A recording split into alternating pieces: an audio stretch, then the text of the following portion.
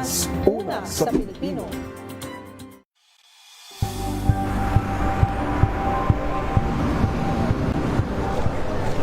Pa rin ang ating mga eksperto. Dito lang sa Expert Opinion. Ito ang The Better News. TNVS, trending and Isang kwento, iba't ibang anggulo. Dito sa Point of Bawat pananagutan ating tatalakayin dito sa Hoy. Bawal yan. Pilipino, dito lang sa Music, Master Manora Entertainment and Lifestyle. Ito ang MBC TV Network News. Una sa Pilipinas, una sa Pilipino.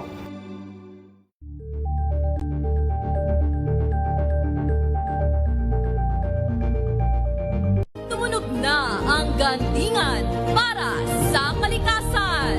Ang itinanghal bilang Best AM Radio Program Host ay si Cesar Chavez para sa special on Saturday ng DZRH.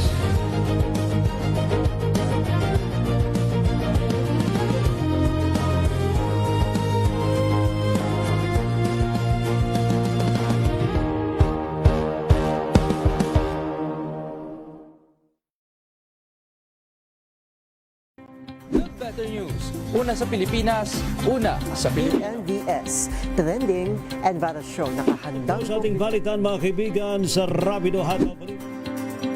Public Service Hour. Siyempre pa, una sa Pilipinas. Una Yan sa ang kabuuan natin palatuntunan ng break time. Sabay niyo na po ang mga balita at talakayan sa Balansyado. Maraming sa... Buklatin ang mga pahina. Pakinggan ang boses ng lipunan. Tunghayan ang mga issue mula sa ibang katayuan. Nakakalungkot kasi deserve ba namin ng ganito? Na hindi nila alam kung ano talaga yung kanilang mga karapatan. Sa Thea, 4:57. NBI Director Melvin Matibag, pwede bang ipa-lie detector test natin yung mga taga-DOJ? Bakit? Abay, sabi na ating bubite, lahay, mukhang hindi lang kupitan. Ano? Mukhang meron pang bukulan. Ano ba yan? Mas malaki bang bukol kaysa kupit lakay? Mas malaki yung kupit, syempre, kung meron. Ayan. Yung bukulan, away-away lang sila. Hindi, kung meron man, hindi maganda ang dibay-dibay. Dibay-dibay na bangking bingay man nun. Ayan, oo. Bakit, Mr. President, ha? Apo, bakit nagbasit mo tan? Hindi pa umabot ni bilyon, Apo, ha? Oo, from billion naging... Samantalang pinapangako na ni Yusek Roberto Bernardo, ha? Ng DPWH 1B. Ayan. Pagkatapos si Sally Santos pa ng SIMS, yung katasan ng Ghost Project. Okay. Ayan, oo. Sina Alcantara pa, ha? Ayan. Naging variables na mga Diskaya pa. Ayan. Saan? Ba't di mal umabot ng 1 bilyon? Naku, wag naman sanang mas malaki pa yung kupit kasi... Ay, ano ba yan? Natay-tay dyan. Parang na-divert lang lakay, dapat naku, lalo magalit ang taong bayan yan pagka nagkaroon ng ganyang kupitan. Pero alamin mo natin, ingat-ingat umako yung mga ating kahit na umuulan sunod-sunod ang sunog. Abay, pang-apat na sunog itong nangyari sa Pasig. Kanina sa Gagalangin Tondo, dyan sa may Pandakan, dito sa Pasay. At ngayon, yung sunog kanina sa Barangay Kapitolyo, Pasig. Abay, nakataas pa rin ang third alarm. Alamin natin, report mula kay Aris number 27. Noche Kakas, please come in. Noche. Kaya Miss Thea, nakataas pa rin sa ikatlong alarma itong sunog na sumiklab ngayon dito sa Rosemary Lane, Barangay Kapitolyo, Lungsod ng Pasig. Light materials lakay at ang nasusunog ay sinisika pa rin ng Pasig BFP na maapula. Nahihirapan sila lakay at Miss Thea na apulahin dahil sa makitid at makipot yung daanan papasok sa fire scene. Bukod dito, kailangan pang bumaba, ilatag ang hose ng malayo para makarating sa mga bahay na yari sa light materials. Kung makikita niyo ngayon lakay sa ating video ay yung lawak ng pinsala nitong sunog. Sa ngayon lakay hindi pa ma-assess ng Pasig BFP kung ilang bahay, ilang pamilya at kung magkano ang pinsala ng ari-arian. Inaalam pa rin na lakay sa ngayon at Miss Thea, yung sinasabing bata na nawawala, nawawala yung bata at sinasabi na naiwan sa loob ng bahay dito sa kasagsagan ng sunog dahil yung kanilang bahay na kaya Miss Thea, nasa gitna, pinaka-gitna nitong pinagmulan ng apoy kung saan nandoon din yung bahay itong sinasabing naiwan na bata. Yung nanay kanina biglang nawala. Kanina umiiyak dahil kanina pa niya hinahanap yung kanyang anak. Ilang taon yung bata, Noche? Hindi na lakay, hindi na makausap lakay. Hindi makausap kasi tuliro yung ina naghahanap doon sa kanyang bumili lang sinasabi dito ng ilang mga residente, bumili daw yung nanay na pagkain. Pagbalik niya, yun na yung apoy lakay napakalakas. Sabi nung iba, yung ilang mga residente dito wala silang naisalba dahil napakabilis ng apoy lakay dahil yung halos lahat ng mga bahay nakikita natin ay yari sa light materials lakay. Kaya madaling matupok ng naglalagablab na apoy. So yun, mamaya lakay magbibigay tayo ng update kaugnay ng itong sunog. Ngayon ay sinisika pa rin ng Pasig City Bureau of Fire Protection na maapunan. Arit 27, Lukikakas DCRH, una sa Pilipinas, una sa Pilipino.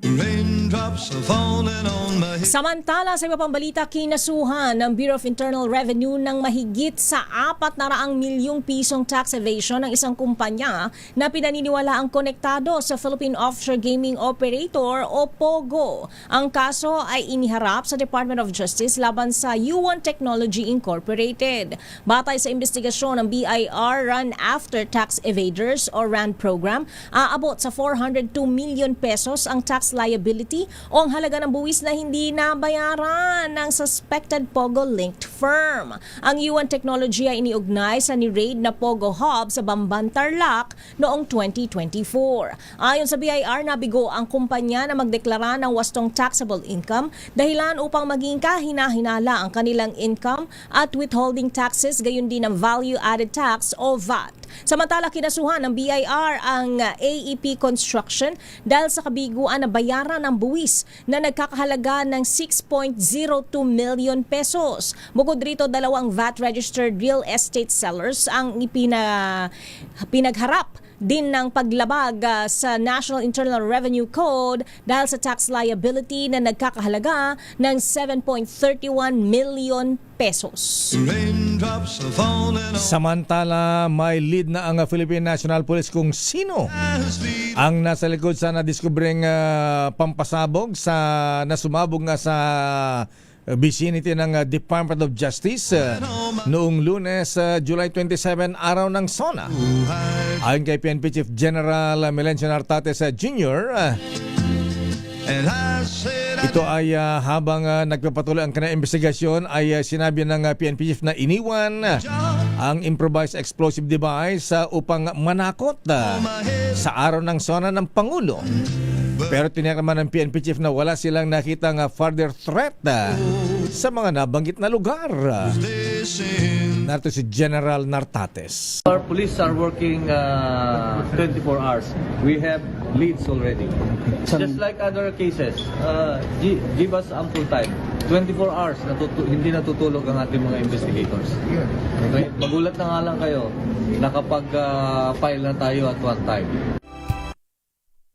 Samantala, nahaharap sa 10 bilang ng cyber libel at perjury cases ang 18 nagpakilalang dating bodyguards ni dating Congressman Zaldico. Ayon sa Department of Justice, inaprubahan na ng Office of the Prosecutor General ang paghaharap ng mga kaso laban sa tinaguriang Maleta Boys. Sa isang statement, binanggit ng DOJ na matapos sa ilalim sa ebaluasyon ang reklamo na determina na may sapat na dahilan upang iakyat ang usapin sa hukuman. Nag-ugat ang kaso mula sa akusasyon na tumanggap ng maletang pera mula sa flood control scandal ang grupo ng kasalukuyan at dating opisyal ng gobyerno.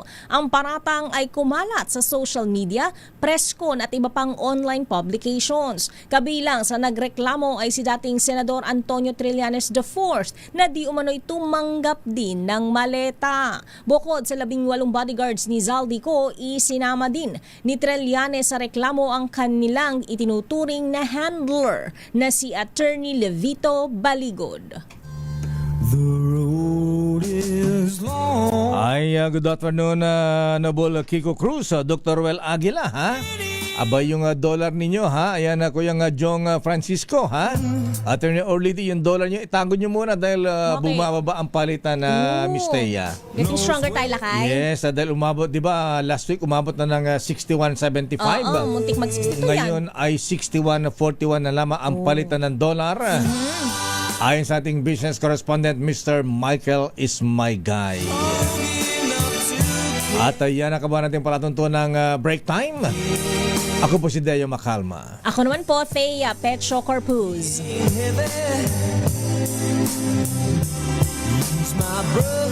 Antabayanan na balansyadong balita, Henry Ura at Miss Kay Karen Oyong. Oras alas 5:06.